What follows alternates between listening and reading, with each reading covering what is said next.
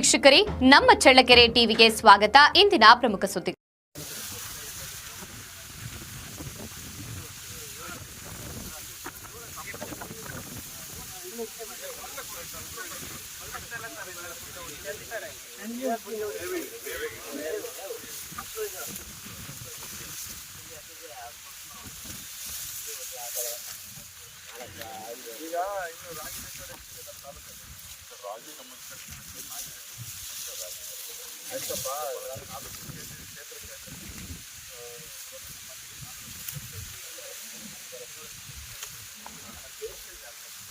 ಈಗ ನಾನು ಹೇಳೋದು, ಈಗ 31ನೇ ತಾರೀಕಿಗೆ ಒಂದಿಂದಲೇ ಕೆಲವು ಬಿಟ್ಬಿಟ್ಟು ಎಲ್ಲ ಗೊತ್ತಾಗಲಿಲ್ಲ. ಏನು ಹೇಳಿದ್ರು ಅಲ್ಲೆಲ್ಲ ಕಾಂಪ್ಲೇಂಟ್ ಬ್ಯಾಂಕ್ ಬೇಕಿತ್ತು, ಆಗಿತ್ತು, ಕೆಲವು ಅವರೇ ಕೆಲವು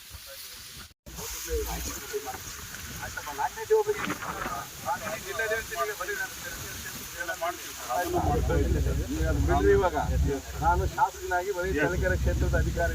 ನಾನಿವಾಗ ಇಡೀ ಜಿಲ್ಲೆಯಲ್ಲಿ ಎಲ್ಲೆಲ್ಲಿ ಯಾವ ತಾಲೂಕಲ್ಲಿ ಅನುಕೂಲ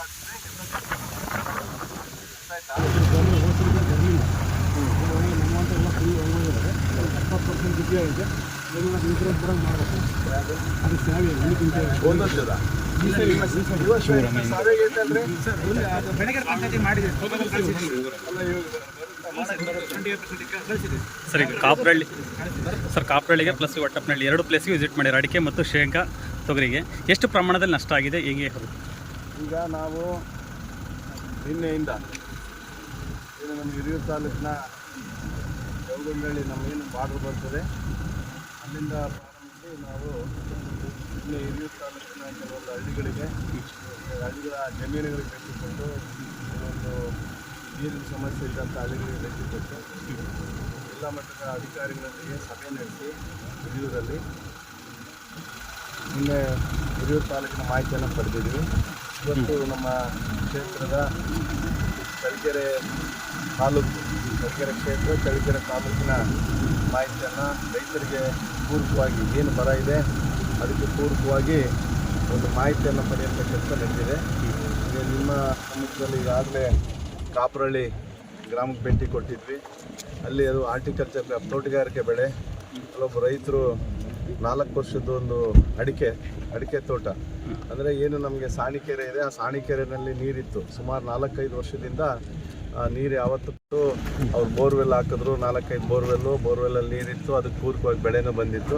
ಈಗೇನು ಮಳೆ ಇಲ್ಲ, ಈಗಾಗಲೇ ಕೆಲವು ಈ ವರ್ಷ ಕೆರೆಗೂ ನೀರು ಬರಲಿಲ್ಲ, ಇಲ್ಲಿ ಬೋರ್ವೆಲ್ಲೆಲ್ಲ ನೀರಿಲ್ಲ. ಹೀಗಾಗಿ ಸಂಪೂರ್ಣವಾಗಿ ಅಡಿಕೆ ತೆಗೆಯುವಂಥ ಕೆಲಸ ಆಗುತ್ತೆ. ಜೊತೆಗೆ ತೆಂಗನ್ನು ಹಾಕೋಂಥ ಕೆಲಸ ಆಗಿದೆ. ಅದಕ್ಕೆ ಪೂರಕವಾಗಿ ನಮ್ಮ ತೋಟಗಾರಿಕೆ ಇಲಾಖೆ ಜಾಯಿಂಟ್ ಡೈರೆಕ್ಟ್ರು ಮಾಹಿತಿ, ನಮ್ಮ ಅಗ್ರಿಕಲ್ಚರ್ ಜಾಯಿಂಟ್ ಡೈರೆಕ್ಟ್ರು ಅವ್ರಿಗೇನು ಅಡಿಕೆಗೆ ಪರಿಹಾರ ಕೊಡಬೇಕಾಗ್ತದೆ, ಏನು ತೆಗೆದಿದ್ದಾರೆ ಅದಕ್ಕೆ ಕೊಡೋಂಥ ಕೆಲಸ ಮಾಡ್ತಾರೆ. ಜೊತೆಗೆ ಅದೇನು ತೆಂಗಿಗೆ ಪ್ರದೇಶ ವಿಸ್ತೀರ್ಣ ಇದರಲ್ಲಿ ಅವರಿಗೆ ಸಹಾಯ ಮಾಡಬೇಕು, ಅದು ಮಾಡ್ತಾರೆ. ಅದಾದ ನಂತರ ನಾವು ಇಲ್ಲಿ ಹೊಟ್ಟೆಪ್ಪನಹಳ್ಳಿಗೆ ಸಂಬಂಧಿಸಿದಂಥ ಶೆಲ್ಮೆ ಸ್ವಾಮಿಯವರ ಜಮೀನಿಗೆ ಭೇಟಿ ಕೊಟ್ಟಿದ್ದೀವಿ. ಅವರು ಇತ್ತೀಚೆಗೆ ಅವರು ಶೇಂಗಾ ಹಾಕಿದ್ದಾರೆ, ಜೊತೆಗೆ ತೊಗರಿ ಹಾಕಿದ್ದಾರೆ, ಜೊತೆಗೆ ನಮ್ಮ ಜೋಳ ಹಾಕಿದ್ದಾರೆ. ಬಹುಶಃ ಈಗಿನ ಒಂದು ಸಂದರ್ಭದಲ್ಲಿ ನಮ್ಮ ಚಳ್ಳಕೆರೆ ತಾಲೂಕು ಇಡೀ ನಮ್ಮ ಜಿಲ್ಲೆಯಲ್ಲೇ 17ರಿಂದ 18% ಅಷ್ಟೇ ಬಿತ್ತನೆ ಆಗಿರೋದು. ಇಲ್ಲಿನೂ ಕೂಡ ನಮ್ಮ ಚಳ್ಳಕೆರೆಯಲ್ಲಿ ಸುಮಾರು 16% ಬಿತ್ತನೆ ಆಗಿದೆ. ಅದಕ್ಕೆ ಪೂರಕವಾಗಿ ಇವತ್ತೇನು ನಾವು ಇಲ್ಲಿ ಶೇಂಗಾ ನೋಡಿದ್ವಿ, ಕೇಳಿದ ಏನು ಒಂದು 15 ದಿವಸ ಆಗಿದೆ, ಅದನ್ನು ಹಾಕಿ 15 ದಿವಸ ಆಗಿದೆ. ಬಹುಶಃ ಇಲ್ಲೇನು ಪ್ರಿವೆಂಟಿವ್ ಸರ್ವಿಂಗ್ ಏನು ನಮ್ಮ ಪ್ರಧಾನಮಂತ್ರಿ ಫಸಲ್ ಬಿಮಾ ಯೋಜನೆ ಇದೆ, ಈ ರಾಷ್ಟ್ರಕ್ಕೆ ಅನ್ವಯಿಸ್ತದೆ. ಇದೇನು ನಮ್ಮ ಚಳ್ಳಕೆರೆ ತಾಲೂಕಿಗೆಲ್ಲ, ಜಿಲ್ಲೆಗೆಲ್ಲ, ನಮ್ಮ ರಾಜ್ಯಕ್ಕೆಲ್ಲ, ಇಡೀ ದೇಶಕ್ಕೆ ಅನ್ವಯಿಸೋಂಥ ಒಂದು ಕಾನೂನು ಪ್ರಧಾನಮಂತ್ರಿ ಫಸಲ್ ಬಿಮಾ ಯೋಜನೆ. ಪ್ರಧಾನಮಂತ್ರಿ ಫಸಲ್ ಬಿಮಾ ಯೋಜನೆ ಅಂತ ಪ್ರಧಾನಮಂತ್ರಿ ಇದ್ರೂ ಕೂಡ ಕೇಂದ್ರ ಸರ್ಕಾರದ 50% ಅದನ್ನು ಕೊಡಬೇಕಾಗ್ತದೆ, 50% ರಾಜ್ಯ ಸರ್ಕಾರ ಭರಿಸಬೇಕಾಗ್ತದೆ. ಇಂಥ ಒಂದು ವ್ಯವಸ್ಥೆಯಲ್ಲಿ ಈಗೇನು ನಮ್ಮದು ಈಗಾಗಲೇ 25%ಗಿಂತ ಕಡಿಮೆ ಬಿತ್ತನೆ ಆಗಿರೋದ್ರಿಂದ ಯಾರೆಲ್ಲ ಬಿತ್ತಿಲ್ಲ ಅವ್ರಿಗೂ ಕೂಡ ಇನ್ಶೂರೆನ್ಸ್ ಅವ್ರು ರಿಜಿಸ್ಟರ್ ಮಾಡಿದ್ರೆ ಅವ್ರಿಗೆ 25% ಏನು ಇನ್ಶೂರೆನ್ಸು ಬೆಳೆ ನಷ್ಟ ಆದಾಗ ಬರ್ತಿತ್ತು, ಆ ದುಡ್ಡಲ್ಲಿ 25% ದುಡ್ಡು ಬರ್ತದೆ. ಹಾಗಾಗಿ ಬಿತ್ತಿರೋದಕ್ಕೂ ಕೂಡ ನಮ್ಮ ಸ್ವಾಮಿಯವರು ಜಮೀನಿಗೂ ಕೂಡ 25% ಬರೋಂಥ ಕೆಲಸ ಆಗ್ತದೆ. ಅದಕ್ಕೆ ನಾನು ನಮ್ಮ ಅಧಿಕಾರಿಗಳಿಗೆ ಮಾಹಿತಿಯನ್ನು ಕೊಡೋದಿಷ್ಟೇ, ರೈತರಿಗೆ ಹೇಳ್ರಿ, ಏನೋ ಒಂದು ಸಾರಿ ಮಳೆ ಬಂತು, ಸ್ವಲ್ಪ ಒಂದು ದಿವಸ ಒಂದು ಭಾಳ ಇದು ಬಂತಂತ ಹಸಿದೆ ಅಂತೇಳಿ ಬಿತ್ತನೆ ಮಾಡಿ ಇರ್ತಕ್ಕಂಥ ಖರ್ಚು ವೆಚ್ಚಗಳನ್ನು ಮಾಡದೆ ಅವರು ನೋಡಿ ಪ್ರಿವೆಂಟಿವ್ ಸೋವಿಂಗಲ್ಲಿ ಏನು ರೈತರು ಪಡಿತಾರೆ, ಬಿತ್ತದೇ ಇಲ್ಲ ಅವರು. ಯಾಕಂದರೆ ಅದರಲ್ಲಿ ಒಂದು ರೀತಿಯಿಂದ ಅನುಕೂಲ ಆಗ್ತದೆ, ಅದು ಮಾಹಿತಿ ಕೊಡೋಂಥ ಕೆಲಸ ಮಾಡ್ರಿ ಅಂತ ಹೇಳಿದ್ದೀವಿ. ಖಂಡಿತವಾಗ್ಲೂ ನಮ್ಮ ಅಧಿಕಾರಿಗಳು ಅದನ್ನು ಮಾಡ್ತಾರೆ. ಈಗ ನಾನು ಸಭೆನೂ ಕೂಡ ಇಟ್ಟಿದ್ದೀನಿ. ಜಿಲ್ಲಾ ಮಟ್ಟದ ಅಧಿಕಾರಿಗಳು, ಡೆಪ್ಟಿ ಕಮಿಷನರ್ ಅವರು, ಸಿ ಅವರೆಲ್ಲ ಬರ್ತಾರೆ.